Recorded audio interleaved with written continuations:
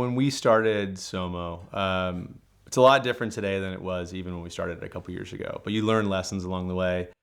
We knew we wanted to do more for people, and like it's partially rooted. Like I'll give you an example. Like my colleague bought a Myers Banks off another online platform recently. Original Myers, like things freaking cool, right? Whatever, $21,000, something along those lines. And it shows up, and it doesn't have floorboards. It's just a pile of rust down there. Like you could literally take a pee while you're driving and not get your feet wet because it goes straight to the ground. You know what I mean? And what's he gonna do? Is he gonna go track this guy down that he bought it off of, right? Where he has like a phone number and an email address, and try to like either give him the car back or get some of his money back? Like there's just no way. Like it's not gonna come back. So like we wanted to do something that helped in that process. If like you didn't disclose that your Myers or your Manx didn't have floorboards, there should be some like, repercussion for that. So like early, before we like put some checks and balances in place now, like we escrow funds now. Like you give us the money, we hold it, we make sure everything is what it says it is, and then we disperse the funds quickly. But in the beginning, like we would have let a buyer and a seller wire funds back and forth. Like we would make sure the people were real and the car were real, but then we'd still let them transfer funds. And there was this one experience like early in the business where this guy wires funds and then all of a sudden the seller's just gone. Like where's the seller, right? And like we knew the seller's information, all stuff, and then we start going through like the forensic digital accounting and like, dude, this guy wired money to South America. And it wasn't thankfully like, a Remac or something like that we've sold on the site. It was like $100,000, but still like it was $100,000 to a business that's, driving around a 500E in the Hamptons. Like we didn't have it. And so we were like, okay, well, our position here is that we have to make this guy whole, because the whole point of this business is that there's more trust, right? Like it's trust transfer from RM Sotheby's to Sotheby's Motorsport. So we give the guy his money back, right? So he's now made whole. So he's upset. He wanted a car, but at least he's not out $100,000. And then now we're out $100,000. And we're like, what in the hell? Like, how are we gonna get this cash back? So we call the FBI and we're like, okay, here's what happened, FBI, like, let's put some of our tax dollars to work here. And like, to their credit, they got us like, it was like $86,000 of the funds back within like weeks. Like I'm picturing like a guy going to South America and like roughing somebody up. I don't think that's what happened. I think they just like were somehow able to like scrape some of the funds back in this process from like the bank wire standpoint. But like we ended up almost getting it all back, and like it was incredibly stressful for a minute, but like that's the whole space, right? Like even recently, like RM did their Scottsdale auction, and there was this like crazy number that's set for an F50, and there's hundreds of like car spotters, right? You've got all these guys outside with cameras and live streams and everything. And we move a lot of cars, so the guys who are driving them, they're really experienced at doing them, but they're just like, they're the guys, right? These are the guys that are just pulling cars on and off trailers and trucks and parking lots and stuff. So one of the guys who's pulling it out of the ballroom in the Biltmore Hotel in Arizona, he's coming through and you can see, 50 car spotters. And like, as he's coming through, he's doing this. And he looks over to this side. I think he looks at the right side of the car, and then the left side mirror just hits the wall as it's going to go boonk.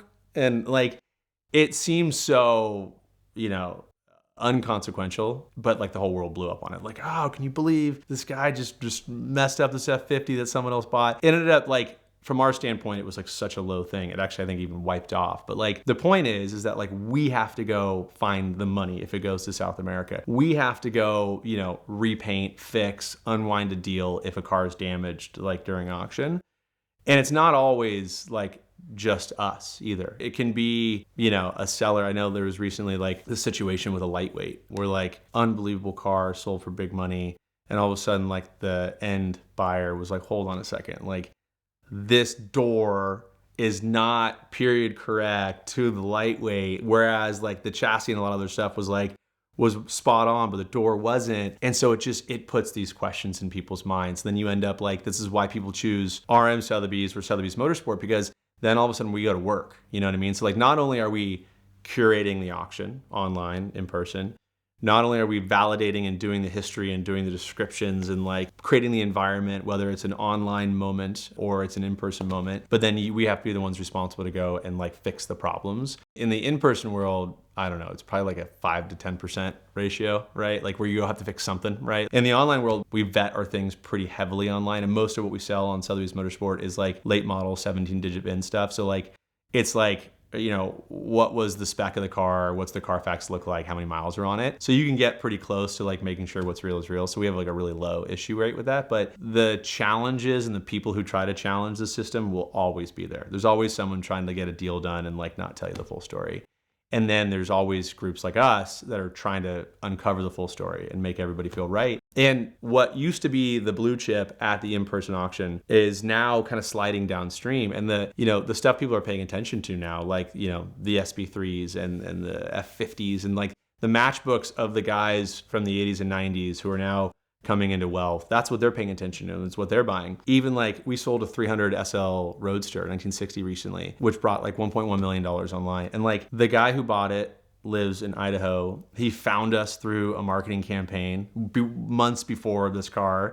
We just hit him on some list and he was like, cool, I like cars, started following Sotheby's Motorsport.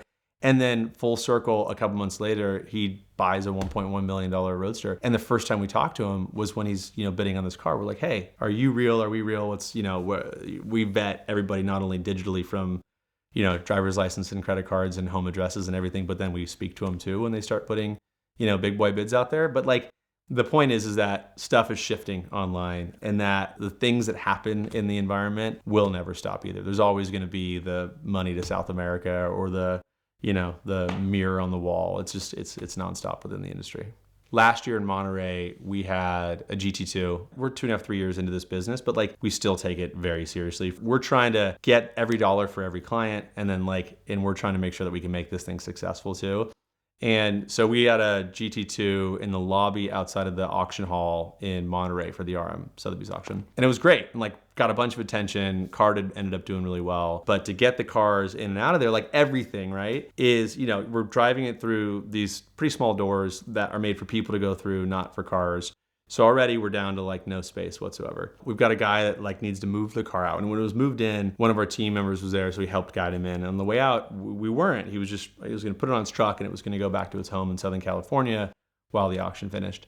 And, the guy that was pulling the car out forgot or didn't know to put the lift on, right, before he pulled it out. And the threshold on these doors, they're not huge, but they're these metal thresholds. So as he's pulling out, and apparently the current owner of the car happened to be there because he was excited about his car being on site and coming out. And as he's coming out, the front splitter just completely shreds across the threshold of the door going into this thing in Monterey. And then so he immediately calls Michael on our team who had consigned the car. And he's like, dude, you guys owe me a front splitter. I don't know what it cost us. I think it was $2,000 to put a new splitter on this car. Post-auction, the process, at least online, is our team arranges everything for you. So, escrowing the funds, helping you set up shipping, using trusted third-party shippers. We've got a mesh network of people across the United States that we trust and do business with. And every now and then a buyer is no. I got this. I'm going to take care of it myself, which of course, and 99% of the time it's completely fine. And you can ship your own car if you want to do that, or you can some other process you want to manage because you're confident that totally fine. The challenge is right now that shipping cars around the United States, as a lot of people in this industry know, can be a bit tricky, right? If you're using an untrusted party, there's times where a car gets on a truck and it doesn't end up where it's supposed to go, and it ends up in a sea container somewhere heading far away from its actual destination. This guy was like, I got it. I got my own shipping. Don't you worry about this. So we let him arrange his own shipping. And, unfortunately, what happened. And he calls us a couple days later. He's like, hey, my car's not here and I can't find it. We're like, okay, well, who did you use for shipping? And he was like, oh, this is the group that I use for shipping. I'm like, we don't know who that is. We suggested that you use us. And so full circle, the car's gone. It's headed to South America or somewhere else right now. Now the buyer is having to kind of unwind that too with his insurance because, we didn't have any part of it. But it is, there's always things. There's always the floorboard missing and the Manx. There's always, the front splitter that has to be replaced and the side view mirror. And it's a lot of fun.